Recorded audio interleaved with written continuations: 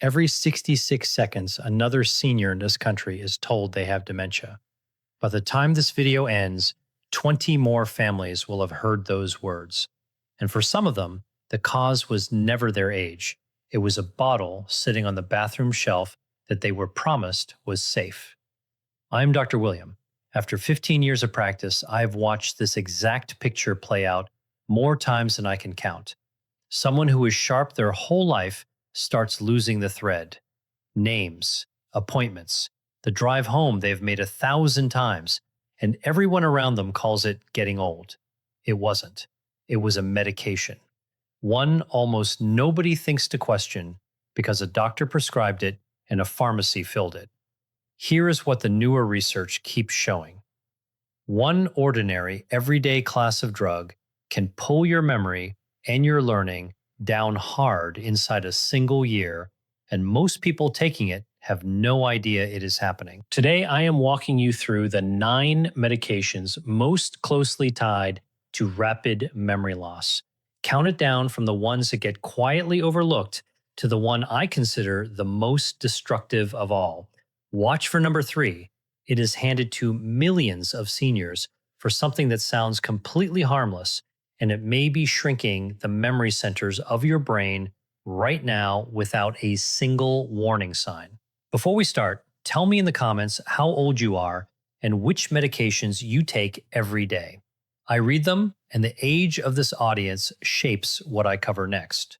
Let's start at number 9, and don't let the low spot on the list fool you, because this one is sitting in almost every medicine cabinet in America. Number 9 is diphenhydramine. You know it by its drugstore name, Benadryl. It is the little pink pill people reach for to fall asleep, to calm an allergy, or to take the edge off a cold.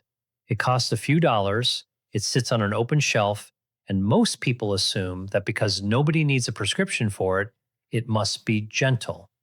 Inside your brain, it is doing something very different. Benadryl belongs to a group of drugs called anticholinergics. That is a long word for a simple idea. They block a brain chemical called acetylcholine. Acetylcholine is the messenger your brain uses to lay down a new memory and to stay alert through the day. As we age, the brain makes less of it and leans harder on every bit it has left. So, a drug that blocks it lands far heavier on a 70-year-old brain than a 30-year-old one. The part that takes the hit is the hippocampus, the small seahorse-shaped structure where new memories are formed before they get filed away. In my practice, I've watched patients take a nightly antihistamine for years and slowly lose their edge, never once connecting the fog to the pink pill by the bed. The research connects it plainly. A 2023 paper in the Journal of Geriatric Cognitive Health followed older adults who used anticholinergic drugs regularly and found a 54% higher risk of developing dementia compared with people who stayed off them. More than half again the normal risk from something most of us treat like candy. Here's what to do. Read the label on anything you take to sleep and anything marked PM, nighttime, or allergy relief, because those are very often just Benadryl wearing a different name. If you take it for allergies, there are newer antihistamines like loratadine, sold as Claritin, that do not cross into the brain the way Benadryl does and are far safer for the long haul. Never stop a medication on your own. Bring it to your doctor. But stop assuming that over-the-counter means safe for your memory. That is number 9. Number 8 is one your stomach loves and your brain quietly pays for. Number 8 is the proton pump inhibitors. The big names are omeprazole, sold as Prilosec, and esomeprazole, sold as Nexium. These shut down acid production in the stomach, and they get handed out for heartburn, reflux, and that burning feeling after meals. People stay on them for years, sometimes decades, because the moment they stop, the symptoms come roaring back. So it feels like the drug is the only thing holding the line. Here's the part almost nobody hears at the pharmacy counter. Your stomach needs acid to pull certain nutrients out of your food, and chief among them is vitamin B12, which protects the wiring of your nerves and your brain. Turn the acid down far enough, long enough, and your B12 quietly drops. So do magnesium and calcium, two minerals your brain cells depend on to fire and signal cleanly. Starve the neurons of those, and you get misfires, confusion, and memory slips that look exactly like early Alzheimer's, when the real cause is a nutrient your medication has been blocking all along. In 2016, a large study in JAMA Neurology examined more than 73,000 people, aged 75 and older. Regular PPI users had a 44% higher risk of dementia than people who did not take them. And the trouble runs deeper than nutrients because PPIs have also been shown to raise levels of amyloid beta in the brain, the sticky protein that builds up in Alzheimer's disease. So, here is the move. If you take a PPI every single day, that is the conversation to have with your doctor. Many people can taper down onto a gentler class called H2 blockers, like famotidine sold as Pepcid, which is far less likely to affect your thinking. Chewing deglycerinated licorice, a natural compound that coats and calms the stomach lining, can ease symptoms with no cost to the brain at all. The goal is the lowest dose for the shortest time, not a pill you take forever out of habit. Number 7 is prescribe for a problem most people would rather not talk about. Number 7 is the bladder drugs, and the one to know by name is oxybutynin, sold as Ditropan. It is given to seniors who deal with a sudden, urgent need to get to the bathroom, the kind of overactive bladder that can reshape a whole day. The relief is real, and the embarrassment it spares people is real too. But oxybutynin works by blocking acetylcholine, the same memory chemical Benadryl blocks, and this one slips across into the brain very easily and parks itself right where memories are made. That makes it one of the more dangerous ones on this list for an older adult, especially when taken month after month, year after year. In 2019, the British Medical Journal published a study of people over 65 who took strong anticholinergic drugs like oxybutynin for more than a year. Their risk of dementia was 49% higher, close to 1 in 2. And here is what troubles me most. Almost none of them were warned. They were told a pill would calm the bladder. Nobody mentioned it might be dimming the mind at the same time. The fog gets blamed on age. People describe forgetting appointments, losing their keys 10 times a day, dropping the thread of a simple conversation. And everyone around them nods and says, well, you're getting older. It is rarely traced back to the prescription until real ground has already been lost. If you take oxybutynin and you have noticed your memory slipping, take that seriously, because you do not have to choose between your bladder and your brain. Newer drugs like mirabegron, sold as Myrbetriq, work through a completely different pathway and do not block acetylcholine at all. For most older adults, they provide the same control with far less risk to thinking. Bring it up at your next visit. Number 6 might be the most surprising one here because it is one of the most prescribed drugs on earth. Number 6 is statins. Simvastatin and atorvastatin, sold as Zocor and Lipitor, are among the most prescribed medicines in the world, especially after age 60. And they do an important job lowering cholesterol and reducing the risk of heart attacks and strokes. Statins belong in a lot of people's lives, and this is not a case against them. What follows is the half of the story that usually gets left out. Cholesterol does far more than affect your heart. Your brain is close to 60% fat, and it uses cholesterol to build the myelin sheath, the insulation wrapped around every nerve so signals travel fast and clean. Lower cholesterol hard enough with a strong enough statin, and you can leave the brain short of a raw material it actually needs. The statins that cause the most trouble are the ones that cross easily into brain tissue. In 2023, a study published in Frontiers in Aging Neuroscience found that adults over 70 who had been on statins for more than 3 years had a 26% higher rate of mild cognitive impairment. And the higher the dose, the steeper the decline. Some patients describe frightening blanks, a familiar name gone, a conversation they had just finished erased, a route they had driven for 20 years suddenly unfamiliar. The important thing to understand is that not every statin affects the brain the same way. Pravastatin and rosuvastatin do not cross into brain tissue as readily and are generally considered safer choices when it comes to preserving cognitive function. So, if you have been on a statin for years and you are noticing fog, forgetfulness, or confusion creeping in, that is a real conversation to have with your doctor about a lower dose or a switch. It is not a reason to quietly stop a medication that may be protecting your heart. Get the plan right with professional guidance, never on your own. Quick pause.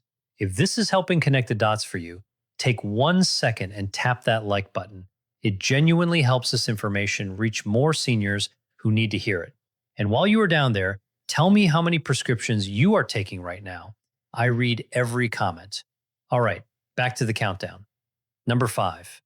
Number 5 is the benzodiazepines. Lorazepam, sold as Ativan. Diazepam, sold as Valium. Alprazolam, sold as Xanax. These are among the most commonly prescribed drugs in America for anxiety and sleep problems. They work by boosting GABA, the brain's natural calming signal that turns down an overactive nervous system.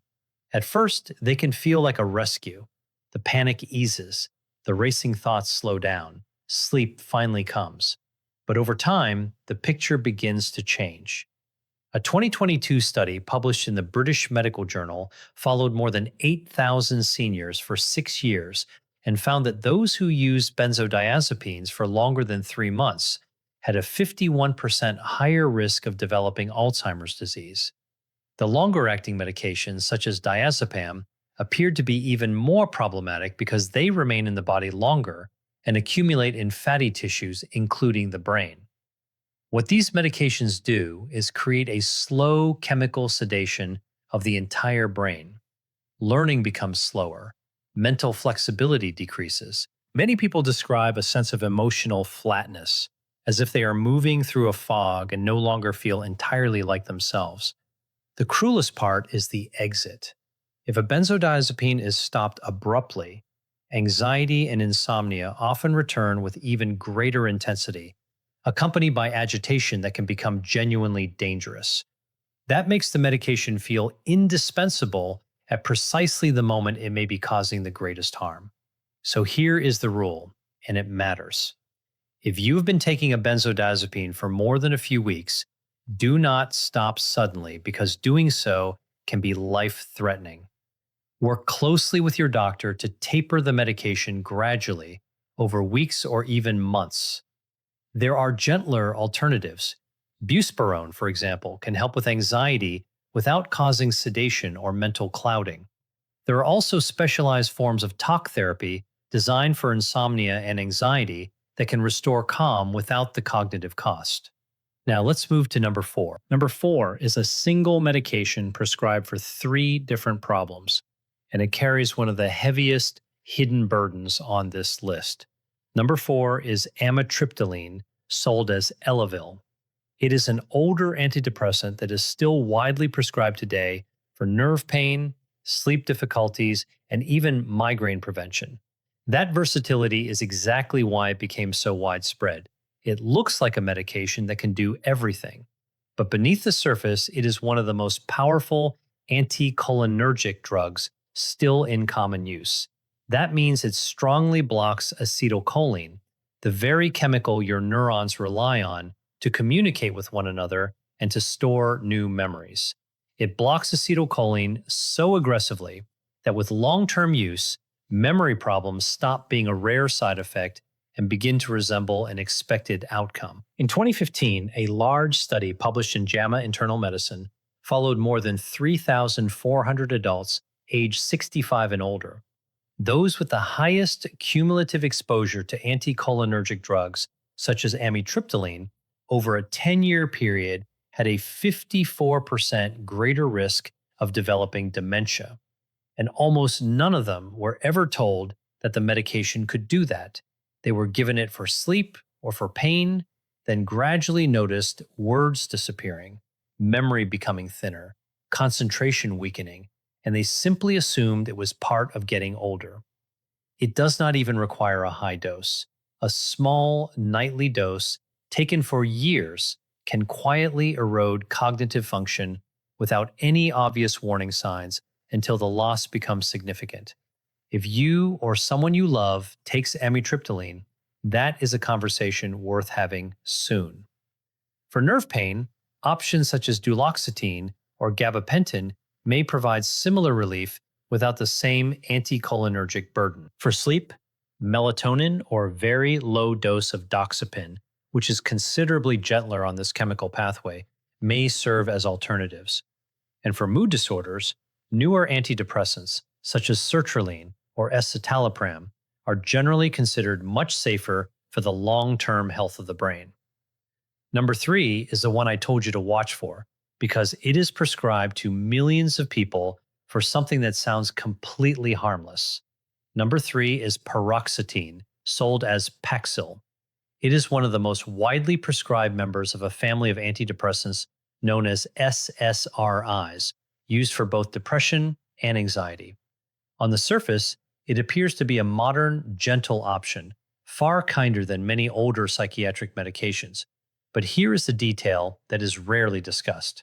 Paroxetine is the one SSRI with strong anticholinergic activity. That single characteristic sets it apart from related medications such as sertraline and escitalopram because it affects the same acetylcholine system that every other medication on this list has been disrupting. In 2021, a large review published in Frontiers in Psychiatry examined older adults taking different SSRIs and found that paroxetine users demonstrated measurable declines in short-term memory, word recall, and attention within the first 12 months. Seniors taking paroxetine were 30% more likely to show early signs of cognitive impairment than those using other antidepressants. There is a painful irony in that finding. The medication is prescribed to help stabilize the mind, yet over time, it may erode the very clarity it was intended to protect. The solution here is straightforward. In older adults, paroxetine is generally a medication worth avoiding when alternatives are available. The American Geriatric Society placed it on the Beers list, a formal catalog of medications considered potentially inappropriate for seniors, and paroxetine appears there for precisely these reasons. If you take it, speak with your doctor about the possibility of switching to a safer SSRI such as sertraline or escitalopram, which are gentler and do not carry the same cognitive concerns. Supporting healthy levels of B vitamins, especially B12 and B6, may also help support mood alongside these changes. Number 2 is prescribed so quietly that many people taking it do not even realize what type of medication it is. Number 2 is antipsychotic medication. And this one concerns me deeply because many individuals taking these drugs never knowingly agreed to take an antipsychotic. The names include quetiapine, sold as Seroquel, risperidone, sold as Risperdal, and olanzapine, sold as Zyprexa. These medications were originally developed and approved for serious psychiatric conditions, such as schizophrenia and bipolar disorder. Today, however, they are often prescribed off-label to older adults for sleep problems, mild restlessness, or agitation associated with dementia itself. Powerful medications designed for severe psychiatric illness are now frequently used in homes and nursing facilities for seniors who are simply confused, restless, or difficult for busy caregivers to manage. The cost can be substantial. In 2022, a study published in Lancet Healthy Longevity followed more than 25,000 older adults and found that those given antipsychotic medications for behavioral symptoms were 71% more likely to experience worsening cognitive decline within a year, even when they had no history of dementia before treatment. These medications can also increase the risk of stroke, sudden cardiac death, and the profound sedation that contributes to falls and hospitalizations. They work by suppressing dopamine, a chemical involved not only in mood regulation, but also in focus, planning, and memory.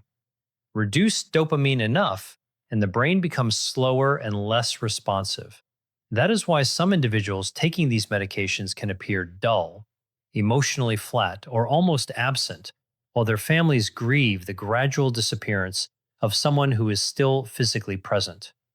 If you or a loved one is taking one of these medications, the first step is to ask the prescribing physician a direct question.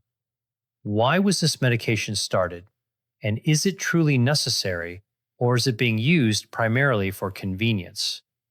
Many behavioral symptoms can often be improved without medication at all through consistent daily routines, reduced noise and overstimulation, treatment of hidden pain, and better management of sleep and lighting.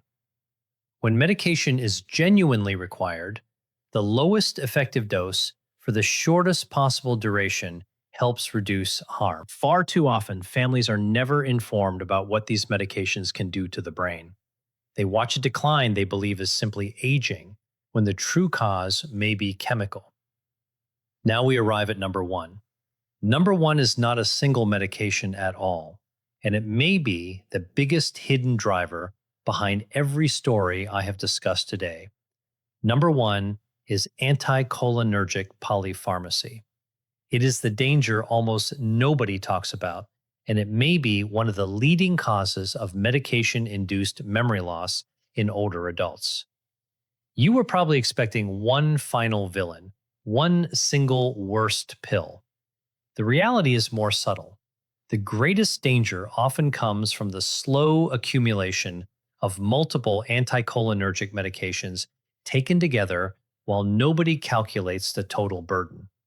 Polypharmacy simply means taking many medications simultaneously. Anticholinergic burden refers to the combined effect of all of those medications blocking the same memory-related chemical at the same time. Imagine a very common scenario. A senior takes Benadryl every night for sleep, oxybutynin every day for bladder control, and amitriptyline for nerve pain. Individually, each medication may produce only a small and barely noticeable effect. Together, however, those effects compound and the burden on the brain rises rapidly.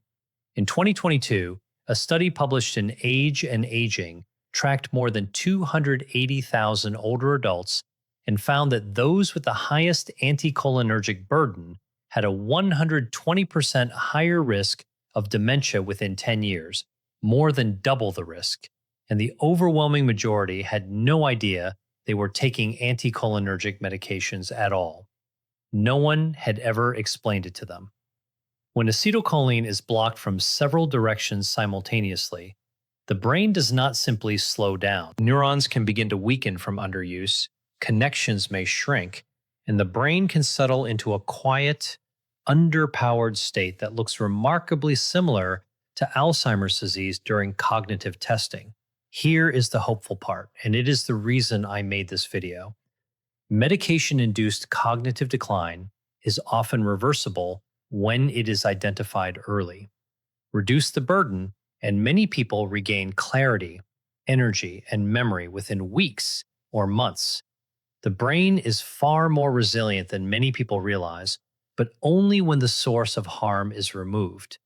The solution does not require a miracle. It requires a careful medication review. Sit down with your doctor or pharmacist and review every prescription medication, every over-the-counter product, and every supplement you take. Add up the total anticholinergic burden. Simple scoring tools are available to help identify that risk. Once the problematic medications are identified, unnecessary drugs can be reduced or discontinued under medical supervision. Safer alternatives can